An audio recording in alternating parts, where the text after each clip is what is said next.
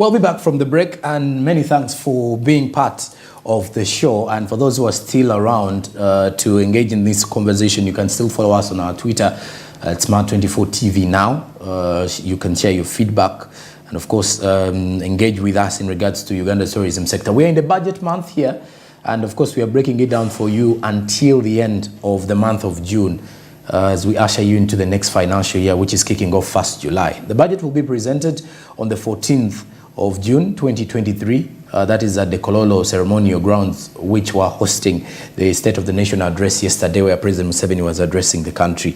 And of course, last week, that is Honorable Tom Butime was presenting before Parliament, and he noted that in the proposal of 108.9 billion shillings for the 2022-2023 financial year, which was supposed to be heading into the budget.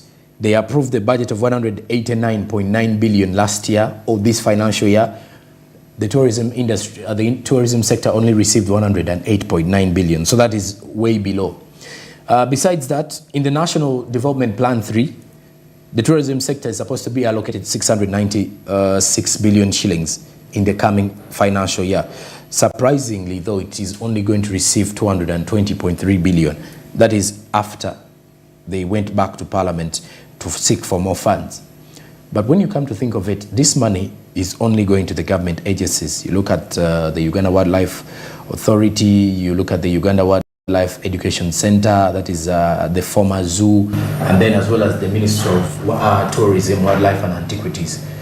These are some of the sector, rather the plans where the money is actually heading to. Now, this brings me to a question of understanding whether these domestic tourism operators are getting any support from the government. I'll start with Ibra. Is there any way the government has stepped in efforts to support you people in the past few years that you've been in the domestic tourism? I myself, the trip addicts and a few tour operators and companies that I know, government hasn't directly been helpful financially, but I hear of the help some other tour operators get. Okay. I get read about this via social media, via print media, and TV at times. But again, mostly 99% of tour operators have created associations to help themselves out, not seeking the government help financially. Yet the government is supposed to help startups.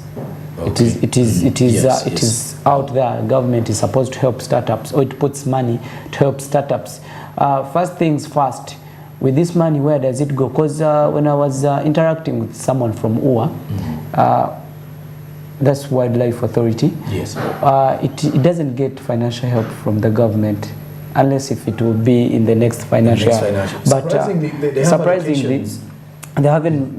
When I engage with them, the collection they get from these conservation areas is the money they use. When I engage this person, he told me they don't get financial help from the government. Maybe they get grants and donors outside. Yeah. But if it's government with this kind of budget, they don't get. Where does it go? I think it goes to the ministry and the UTB. UTB is supposed to promote and market Uganda as a destination. That's when they launched the Explore Uganda campaign. Initially, I think we had the Visit Uganda. Yeah, initially we had a Visit Uganda. We have had very many campaigns to Lamble Uganda, where we had the likes of Zari, Fabiola as ambassadors. Yes, as ambassadors. Then Queen Avenacho as well. Yeah. And then we were supposed to have were they the Mama Awards that were coming in from MTV? Yeah, those awards. Me personally, I was 100% behind the person who brought up the idea as well as I'm going to be 100% behind the person who's going to bring the African Cup of Nations to Uganda and Kenya and Tanzania, because we know what it does. It promotes this is the broad way of marketing, not Explore North campaigns. The Explore North or the Explore Uganda campaigns are actually very important. Yeah, because I wanted to ask, was when you look at the Explore Uganda campaign, was it a hit or a miss when you come to think of it in regards to what has been seen so far? The goals on paper were a tick. Okay. Execution, they missed it out. Sorry to say, but execution, they're doing a normal trip like Trip Addicts would have done a trip. Okay. Like Conde Villa would have done a trip, like Beautiful People would have done a trip, like Memorable Safaris would have done a trip. I engaged one of the influencers on a bit exchange on Twitter. He's called Salvador. I told him, you know what? I can't blame Salvador for being on these campaigns. But I blame he was paid for... Yes, for his services. But I blame him because he didn't show me the love for this country.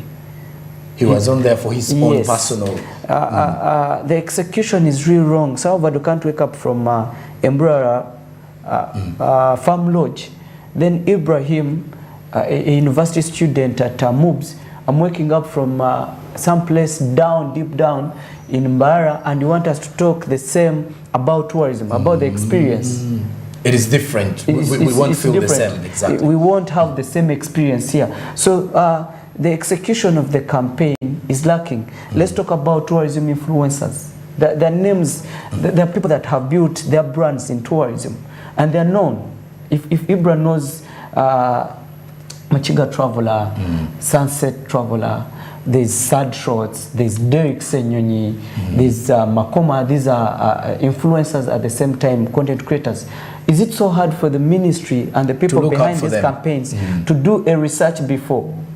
To know who to add. Exactly, to know who to add to make an impact. Recently they went to the north, Explore North. I had one lady that I haven't engaged with, but I liked her submissions. She's called Gloria. I don't know her other name, but she's entirely promoting Acholi land. Okay.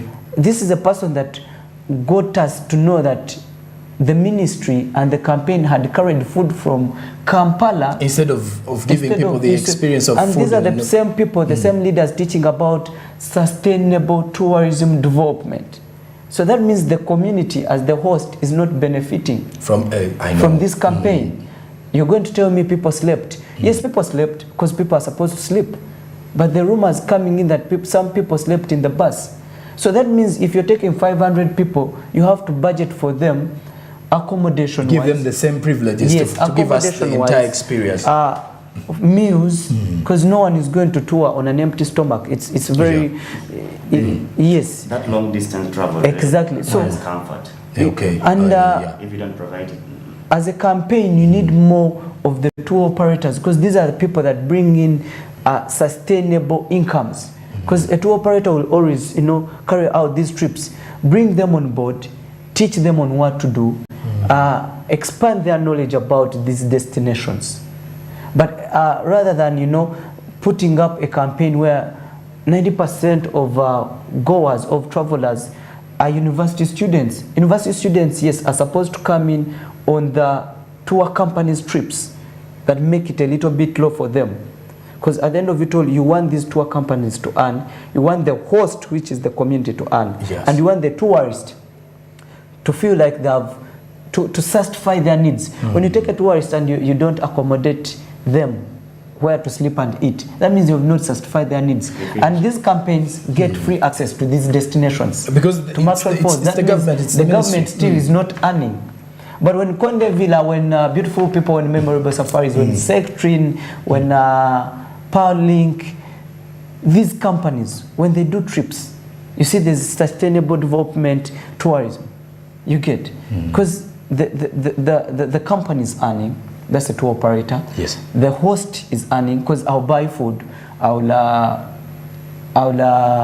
hire vehicles, I'll pay for accommodation, I'll have the nightlife, and I'll pay the entrance fees to these. Because roughly, on average, ever since I got into domestic tourism, on average, I've been taking 200 people to game parks annually. That's on average. So that means I'm giving back to the government. With these campaigns, the campaigns are supposed to give back to the tour operators. That's why you asked, are we getting any financial help directly? And it's a no. They're supposed to be helping the tour or the travel influencers. They're supposed to be helping and uplifting the travel content creators.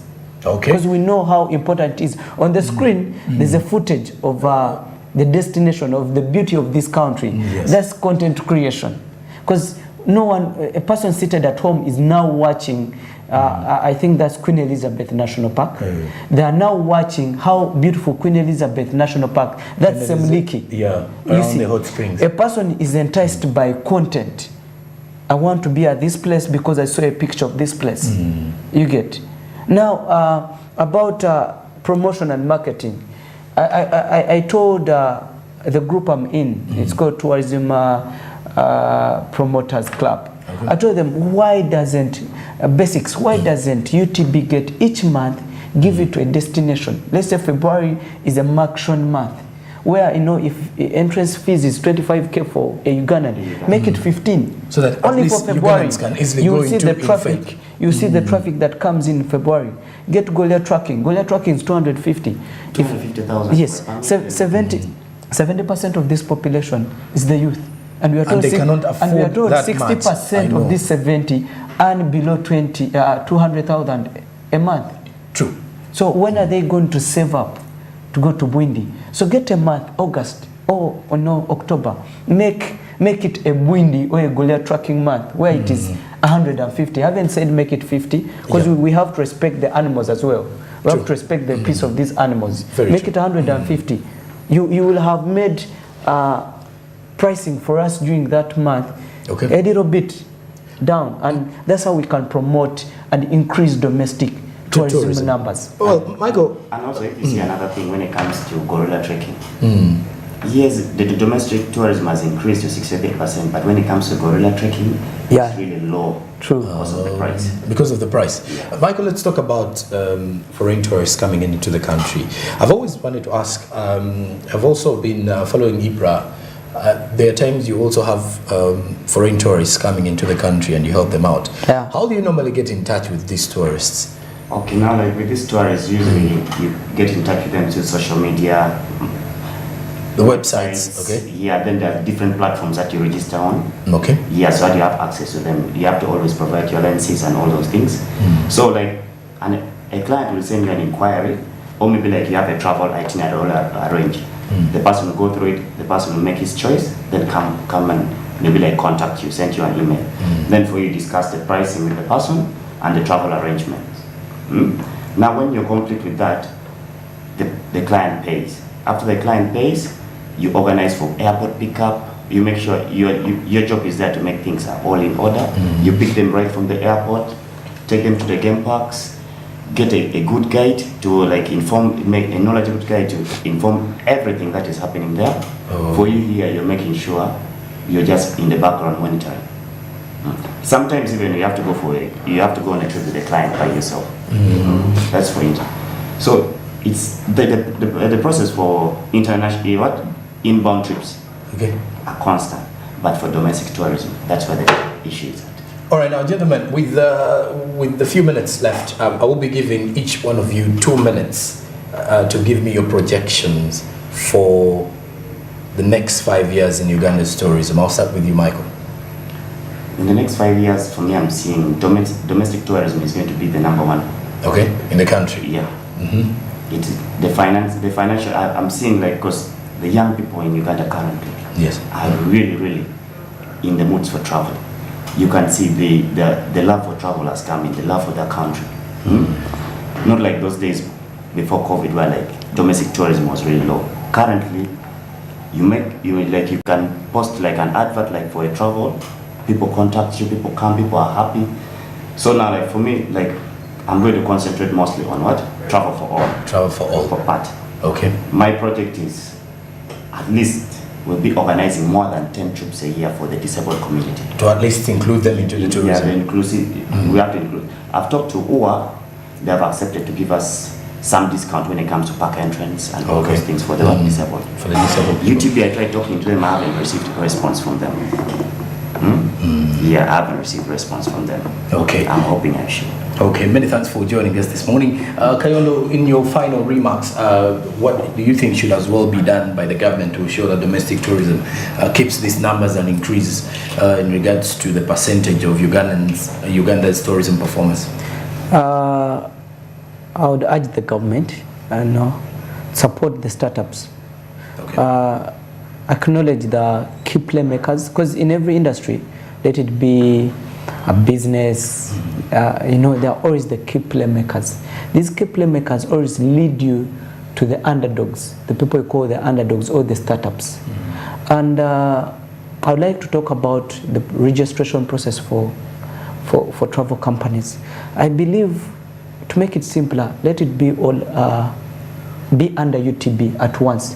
Instead of going to URSB, let it be under UTB, and the process becomes easy. Yes, finalizes with the URSB, and that would bring in more companies, more groups to being registered. You see, it's about a number of as we advocate for numbers or increase in numbers, we should advocate for proper services. These groups should be giving tourists proper services, and that can be monitored through registration, and that's how UTB can get to monitor. But in other words, whenever they bring out the newspapers, in the media, before this day, if you have not registered, this is what is going to happen. You're scaring away these young, investors, people who love domestic tourism. Just look for a way to entice them to registration, other than scaring them off. Then I would urge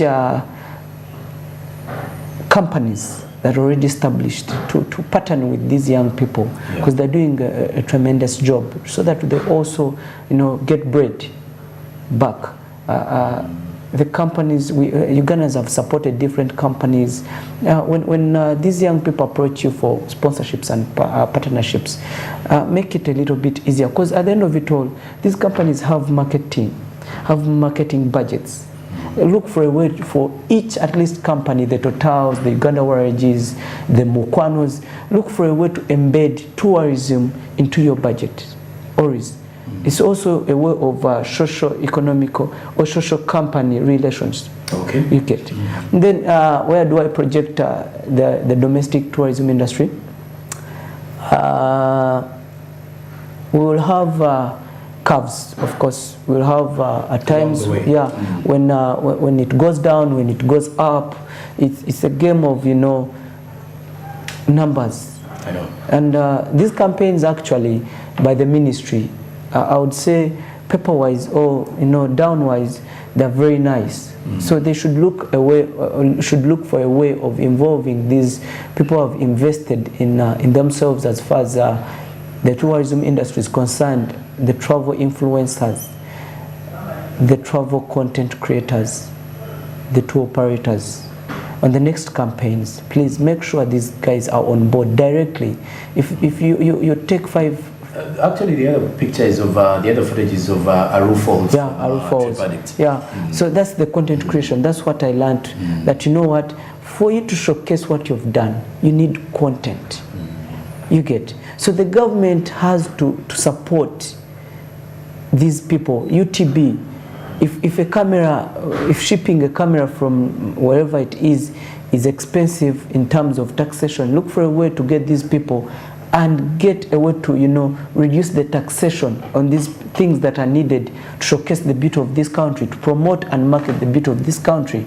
So at the end of it all, the next Explore campaign, I urge the ministry, please have these people first and put them on a payroll. Give them allowance. Don't just tell them we are giving you accommodation. They've been doing that for themselves. Show appreciation in terms of allowances. Show appreciation in terms of a payroll.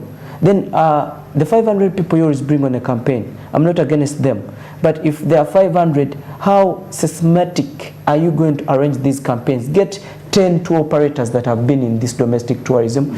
Give them 50-50.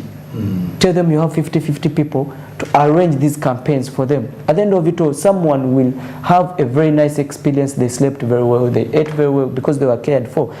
Back at home, they will tell their parents, you know what, this is what we have been missing. That's why if you've noticed, when you go to national parks, you see private cars. And these private cars are full of, Ugandans.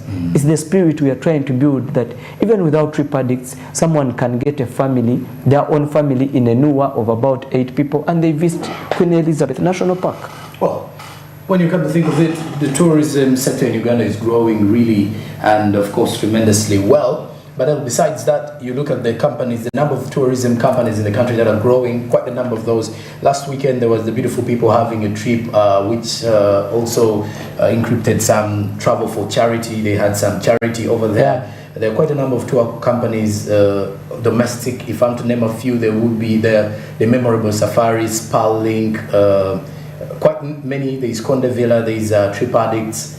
I don't know. There's Sectrin, there's Lumunye, there's Sewalu. We have around quite 100. Quite a number of domestic tour operators in there.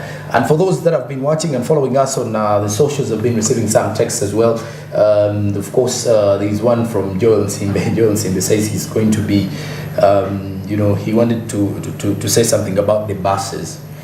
I've received the text, Joel. And well, besides that, the rest of the people who've been joining us and following us on all our discussions from where we started at 9 o'clock. The show kick started off at 6:30. It was Joram, Masse, and Andrew in the morning, before we were joined in by Kayondo Ibrahim, who is the CEO, Trip Addicts. And of course, I've also been having Michael Dopin, who is the safari planner at Conde Villa Tours and Travel. They're behind the campaign of Travel for All. We'll be coming up the other week around. It's a new month, the budget month as well. We have been looking deeply into domestic tourism. Yesterday, President Museveni, while addressing the country, did mention that out of the 100% of the tourism industry, all the numbers that were recorded, 63% of that were domestic tourists. Though that means last year, domestic tourism, of course, outbeat the foreign tourists. So the gentlemen in here have been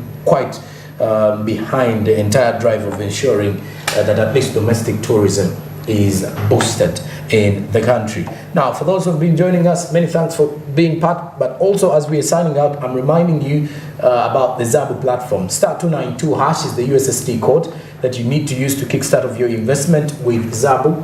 Zabu is a platform powered by Alltech East Africa, which says do something new. And which something new can you choose today is by investing in government bonds and other securities. Remember, registration is as simple as you can get it with your national identification number. You will be able to invest in the next 24 hours. The markets open from 8:15 a.m. and closing time at 3:15 p.m. East African Standard Time. They are only fully closed during the weekends and on public holidays. Zabu, my money, my future. From the entire team here in the morning, we do